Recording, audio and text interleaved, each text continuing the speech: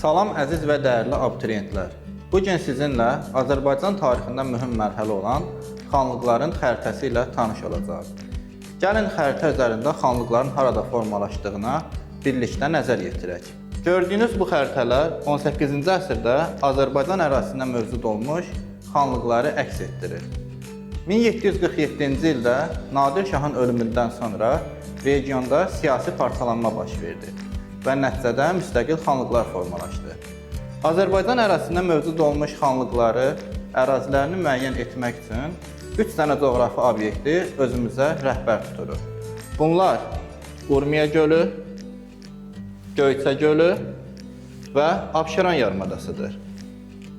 Cənubi Azərbaycanda yerləşən xanlıqların ərazilərini müəyyən etmək üçün Urmiya gölünü özümüzə rəhbər tuturuq.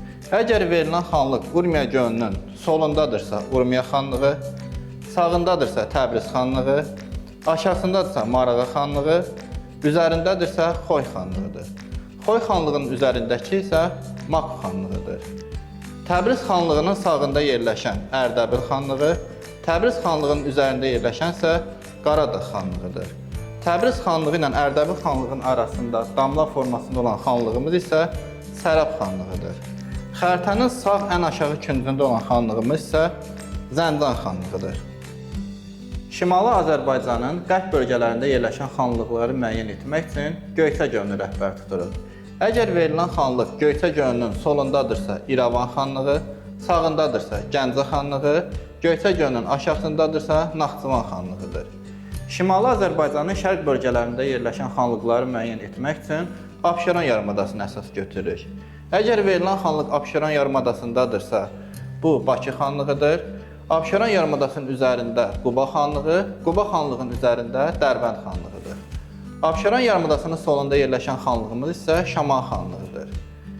Abşeron yarımadasından tam aşağıda yerləşən xanlığımız isə Lənkəran xanlığıdır. Lənkəran xanlığı Ərdəbil ilə Qaradağ xanlığının arasında yerləşir. Şimali Azərbaycanın mərkəzində yerləşən xanlıqlar isə mərkəzi hissədə olan Qarabağ xanlığı, Qarabağ xanlığının üzərində olan isə Şəki xanlığıdır. İndi isə gəlin öyrəndiyimiz bilikləri test üzərində tətbiq edək. Sual nömrə 1. Verilənlərin hər ikisinin aid olduğu xanlıq Gəncə xanlığını asılı hala salmışdır. Ballıqaya döyüşündə Xaçın Məliyini məğlub etmişdir. Burada söhbət Qarabağ xanlığından gedir və xəritə üzərində də öyrəndiyimiz üzərə Qarabağ xanlığı 5 nömrəli xanlıqdır. Yəni burada cavab A variantıdır. Sual nömrə 2. Verilənlərin hər ikisinin aid olduğu xanlıq əsası Bayat tayfasının başçısı Əhməd xan tərəfindən qoyulmuşdur. 18-ci əsrin sonunda Qacarlardan asılı vəziyyətə düşmüşdür. Burada söhbət Maq xanlığından gedir. Maq xanlığını tapmaq üçün ilk öncə Urmiya gölünü tapırıq. Urmiya gölünün üzərində dediyimiz kimi Xoy, Xoyun üzərində isə Maq xanlığıdır. Deməli, burada cavab E variantıdır.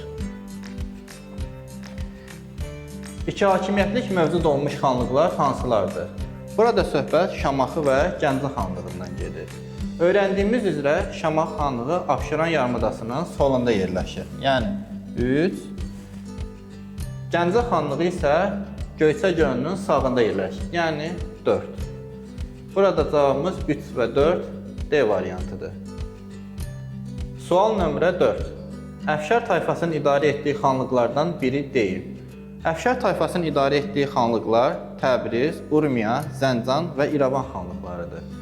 Xəritəyə diqqətlə nəzər yetirsək, Urmiya gölünün sağında yerləşən Təbriz, solunda yerləşən Urmiya, xəritənin sağ aşağı hissəsində yerləşən Zəncan, Göyçə gölünün sonunda yerləşənsə İrəvan xanlığıdır.